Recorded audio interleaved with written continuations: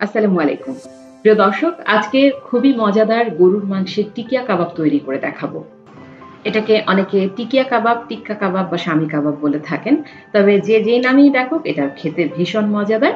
চলুন দেখে নিই এর পুরো প্রস্তুত প্রণালী। টিকিয়া কাবাব তৈরি করার জন্য আমি এখানে হাফ কেজি পরিমাণ গরুর মাংসের কিমা নিয়ে নিয়েছি। সাথে নিচ্ছি 1 কাপ পরিমাণ বুটের ডাল। আমি 1 কাপ পরিমাণ বুটের ডালকে 3 থেকে 4 ঘন্টা ভিজিয়ে রেখেছি। এটা কিছুটা ফুলে উঠেছে। এখানে 1 কাপ পরিমাণ বুটের ডাল আমি ব্যবহার করছি আধা কেজি গরুর মাংসের জন্য।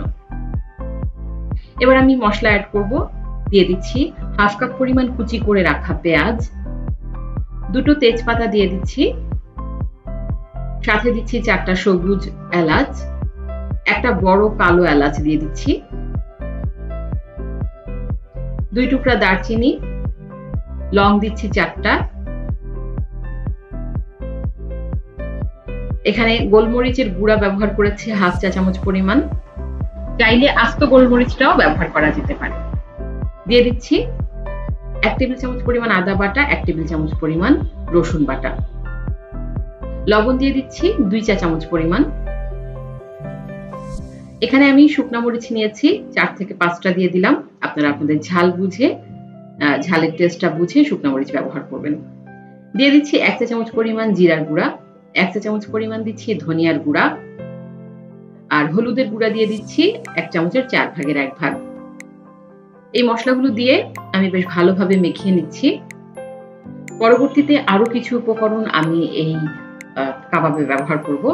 আপাতত এই উপকরণগুলো দিয়ে এগুলোকে বেশ ভালোভাবে মেখে নিচ্ছি।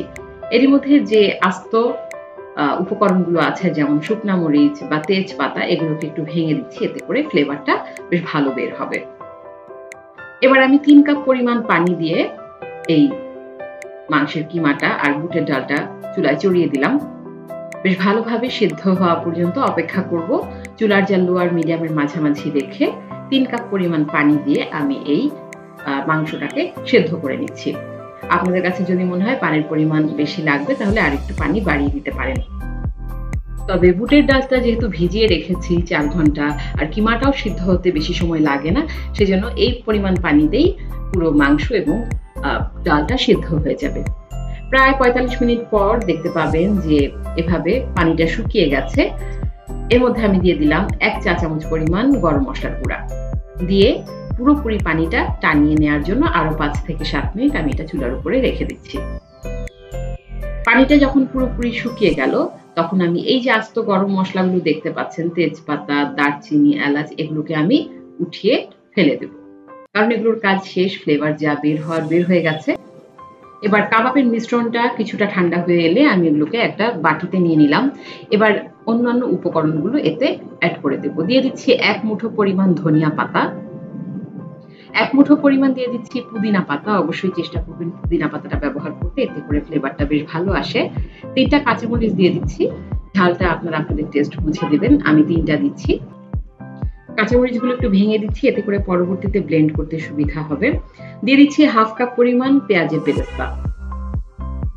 এরপরে এতে আমি হাফ চা চামচ পরিমাণ চিনি দিয়ে দিলাম, আর সাথে দিচ্ছি 2 স্লাইস পাউরুটি। পাউরুটির 4-5টা আমি কেটে নিয়েছি, ব্রাউন অংশটা দেইনি। 2 স্লাইস পাউরুটি আমি এখানে টুকরো করে দিয়ে দিলাম। আর সাথে অবশ্যই যেটা অ্যাড করবেন সেটা হচ্ছে লেবুর রস। প্রায় 1 টেবিল চামচ পরিমাণ লেবুর রস আমি এতে দিয়ে দিলাম। চেষ্টা করবেন লেবুর রসটা অবশ্যই দিতে, এতে করে আপনার কাবাবের ফ্লেভারটা অনেক বেশি বেড়ে যাবে। সমস্ত উপকরণ দেওয়া হয়ে গেছে। এবার আমি এগুলোকে গ্রাইন্ডারে গ্রাইন্ড করে নেব।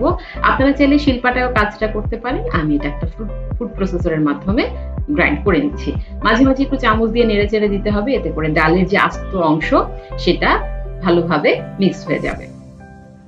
ভালোভাবে গ্রাইন্ড করে নেওয়ার পরে এগুলো স্মুথ পেস্ট হয়ে গেছে, দেখতে পাচ্ছেন। এবার আমি এর মধ্যে একটা ডিম ভেঙে দেব। হাফ কেজি পরিমাণ গরুর মাংসের কিমার জন্য আমি এখানে একটা ডিম ব্যবহার করছি। তবে আপনাদের কাছে যদি মনে হয় যে কাবাবের মিশ্রণটা ড্রাই হয়ে গেছে, সেই ক্ষেত্রে আরেকটা ডিম ভেঙে আপনারা এতে দিতে পারেন। আর যদি মনে হয় যে কাবাবটা বেশি নরম হয়ে গেছে, সেই ক্ষেত্রে কিছু ব্রেড ক্রাম্ব এতে মিশিয়ে দিতে পারেন, তখন ব্যালেন্স হয়ে যাবে।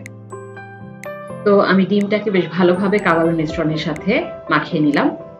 এবার পাশে একটা তেল মাখানো ট্রে রেখে দিয়েছি। কাবাবগুলো তৈরি করে নেব।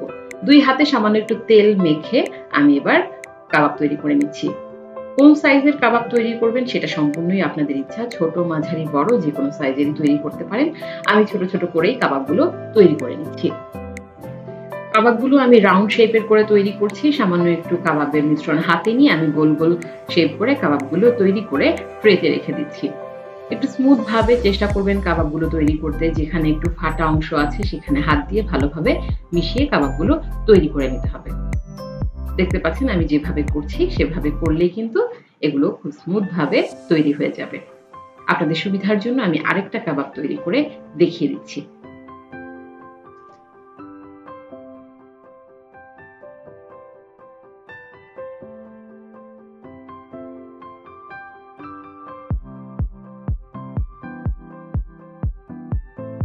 এভাবে সবগুলো কাবাব আমি তৈরি করে নিয়েছি।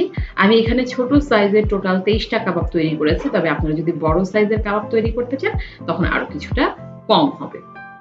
এবার যদি আপনারা এগুলো সংরক্ষণ করতে চান, আমি ট্রেতে যেভাবে রেখেছি একটু ফাঁকা ফাঁকা করে এভাবে রেখে আপনারা ডিপ ফ্রিজ এগুলোকে 2 থেকে 3 ঘন্টা রেখে দেবেন। যখন দেখবেন যে কাবাবটা একটু শক্ত হয়ে এসেছে সেই পর্যায়ে ট্রে থেকে বের করে আপনারা এগুলোকে জিপলক ব্যাগে ভরে প্রায় 3 থেকে 4 মাস পর্যন্ত ডিপ ফ্রিজে সংরক্ষণ করতে পারেন। প্রয়োজন মতো সময় বের করে ভেজে নিলেই হলো। এখন কয়েকটা কাবাব আমি আপনাদের ভেজে দেখাবো। তেলটাকে বেশ ভালোভাবে গরম করে নেব এবং ডুবো তেলে কাবাবগুলো ভেজে নেব। তেলটা গরম হয়েছে কিনা বোঝার জন্য একটা কাঠি ঢুকিয়ে আমি দেখছি। যখন দেখবেন যেভাবে বুদবুদের সৃষ্টি হচ্ছে তখন বুঝতে হবে যে তেলটা বেশ ভালোভাবে গরম হয়ে গেছে। এবার আমি 3টা কাবাব আপনাদের ভেজে দেখাবো। ডুবো তেলে ভেজে নিচ্ছি। এগুলো ভাজতে বেশি সময় লাগবে না, 3 থেকে 4 মিনিট সময়ের মধ্যেই কিন্তু সুন্দরভাবে কাবাবগুলো ভাজা হয়ে যাবে। উল্টে পাল্টে কাবাবগুলোকে ভেজে নিতে হবে। যখন সুন্দর একটা গোল্ডেন কালার চলে আসবে তখন এই কাবাবগুলো আমি উঠিয়ে নেব। একটা টিস্যু পেপারে উঠিয়ে নিতে হবে, এতে করে যে এক্সট্রা তেল আছে কাবাবে সেগুলো টিস্যু পেপার শুষে নেবে। প্রিয় দর্শক, তৈরি হয়ে গেল ভীষণ মজাদার গরুর মাংসের টিকিয়া কাবাব। আশা করছি আমার আজকের রেসিপি আপনাদের ভালো লেগেছে। যদি ভালো লেগে থাকে আমার এই চ্যানেলটিতে একটি লাইক দেবেন এবং পরবর্তী ভিডিওগুলো পেতে অবশ্যই আমার চ্যানেলটি সাবস্ক্রাইব করবেন। সবাই অনেক ভালো থাকবেন। পরবর্তীতে নতুন কোনো রেসিপি নিয়ে আবার হাজির হয়ে যাব। সবাই ভালো থাকুন, সুস্থ থাকুন। আল্লাহ হাফেজ।